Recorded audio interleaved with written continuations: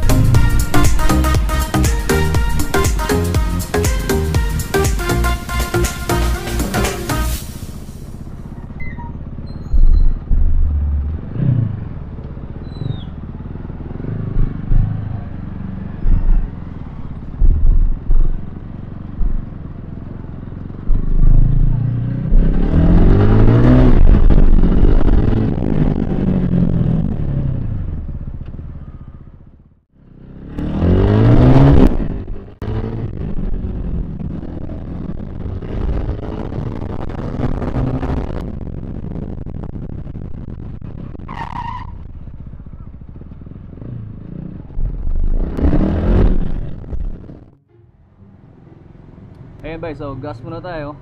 Tapos titingnan natin kung ilan na yung odometer natin. Saka tayo sa biyahe. Tingnan natin kung saan tayo aabutin ito, ha. Ngayon nasa 76 kilometers pa lang po tayo. So tingnan natin kung ilan yung tatakbuhin natin, tapos ilan yung maidagdag natin mamaya. Okay? So tara, let's go.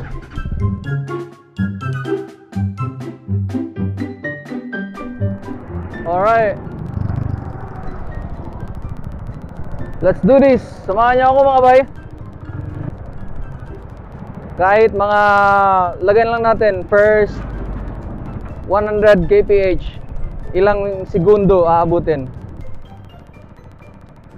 Dapat pala yung full face helmet na ginamit ko, no? Di bale. Kala ko kasi mas bagay ito, eh, sa forma, sa itsura, no? Yung mga ano, half face lang. Tapos dapat sana bilog yung ano, eh, yung shades natin. Di bale? Ako, napaka-traffic.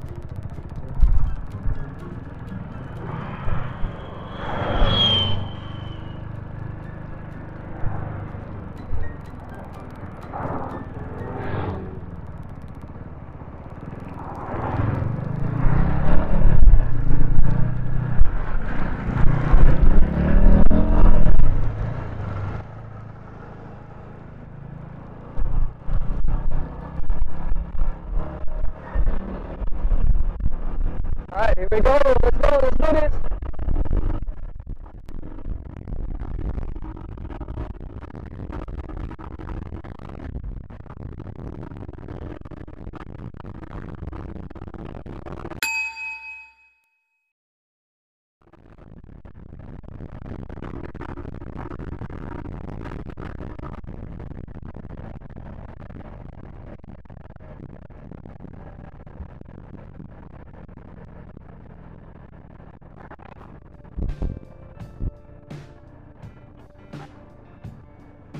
Ayoko.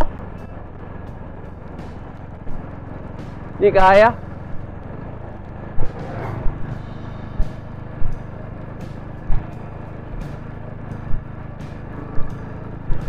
Basta, di ko alam.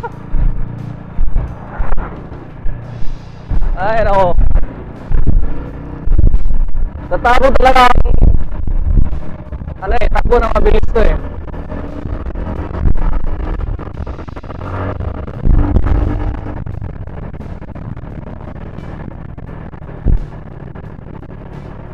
Basta kapag 100 plus na 102, I think umabot yun ng 102.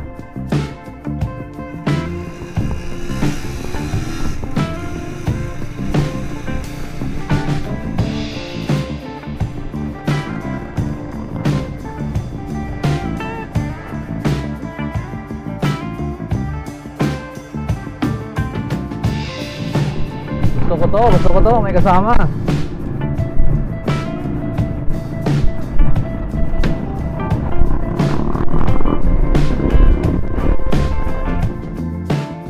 Ngayon ba yung gagawin natin? Try nating mag GPS speedometer. So meron akong GPS speedometer dito. Tapos dun sa panel board, ko-compare natin. So ganito. Testingin natin to ulit.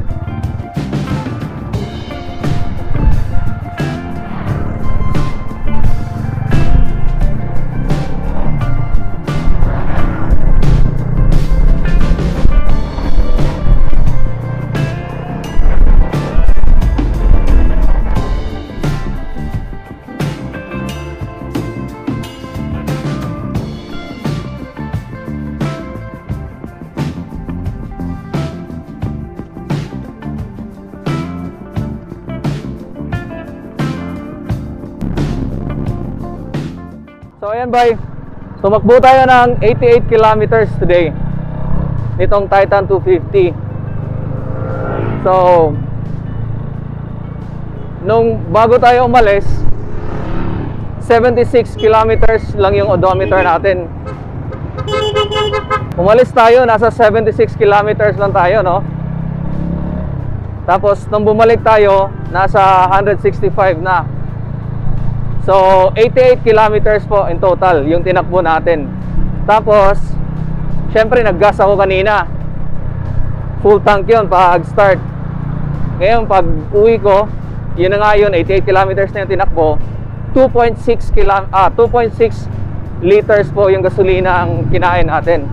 So dinivide ko yung 88 by 2.6, nasa 33.8 kilometers per liter po. So not bad.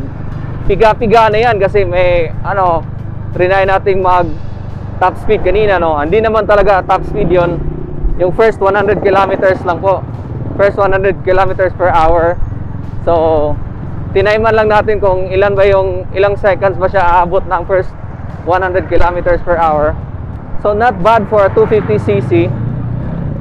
Ayun nga kasi kay FI na to eh. Kaya hindi masyadong malakas sa gas. Pero depende pa rin yan sa gamit nyo ba eh. Kasi pag malakas din kayong pumiga, tapos unnecessary na like ganyan-ganyan ka lang, so wala din. Aapekto din yan dun sa consumption mo. So yan, performance wise, dun sa suspension, magaling naman. Dapat nga lang yung yung air pressure mo dapat din kontrolado mo eh.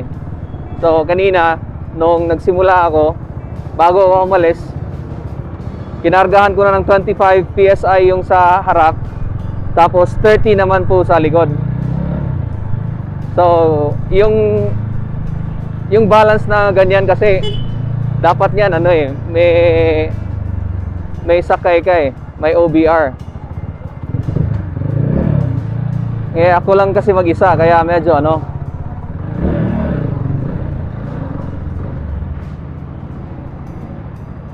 kaya medyo matigas yung gulong. Pero ayos naman, nakakarating din. So ayan, napakaayos talaga. Titan 250 Fi. This is coming real fast. Siguro kasi sabi ng Rusi by the end of the month eh. So na ngayon? 26. So expect natin yan, baka ngayong linggo, ngayong weekend, meron na to. So ayan, dumating din naman tayo. Thank you po sa pagsusubaybay nyo dito sa video natin, no. Salamat sa pagsama nyo sa akin sa videong ito. So yun nga, recap tayo ng konti. So 88 kilometers po yung tinakbo natin ngayong araw. Tapos nasa 2.6 liters yung consumption natin. So, ang dami kasing nagtatanong kung ilan ba yung gas consumption niya, no? So, yan po yung ginawa natin today. Tapos, trinay din po nating pabilisan ng konti. So, umabot lang naman tayo ng 105, 106 kilometers per hour. So, ayoko na kasing ayoko na itodo pa eh. Alam nyo na, di ba? Kasi inisip ko, anong essence ng outro natin o kaya yung ending natin na slogan, di ba? Ang buhay ay mahalaga, o drive safe. So mawawala ng saysay yung ang buhay ay mahalaga pag tinotodo-todo pa natin, di ba? Tapos pinapakita ko pa sa inyo. So ayan, conflict na yan. So anyway, yun lang po kasi tumakbo yung DT kanina, may nakakarera akong DT 125. Tapos gusto niya talagang sinusunod-sunod niya talaga ako So pinagbigyan ko ng konti. So yun, kaya ako pumatak ng 105 o 106 kilometers per hour. But anyway, balik tayo sa consumption by doon sa mga nagtatanong. So 88 kilometers ang tinakbo ko, nasa 2.6 liters yung kinain niyang gas. So dinivide ko yan, 88 by 2.6. So nasa 33.8 kilometers per liter. Yan. So naisip ko kasi mixed driving na yan. Nasa city ako minsan, tapos umalis ako ng malayo. So siguro pag may allowance, siguro nasa mga 34 to 35 kilometers per liter po yung Titan 250 Fi natin. So yan lang po yung statement na masasabi ko po sa inyo ngayon base doon sa experience kong nakuha. At saka yung actual na size nga pala nito, no? Sukat mismo ng motor. Yung seat height niya is nasa 30.8 inches.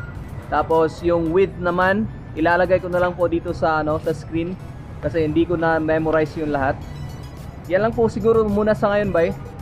Follow niyo rin ako sa Instagram, ha. Tsaka sa Facebook natin. Ayan, pwede kayong mag-like doon, pwede kayong mag-share doon sa mga experiences nyo tungkol sa Rusi. Pwede kayong mag-shoutout, mag-greetings, mag-request, kahit ano. Pwede doon sa FB page natin. Okay? So sa Instagram, pwede nyo akong sundan doon. Pwede rin kayong mag-send ng pictures.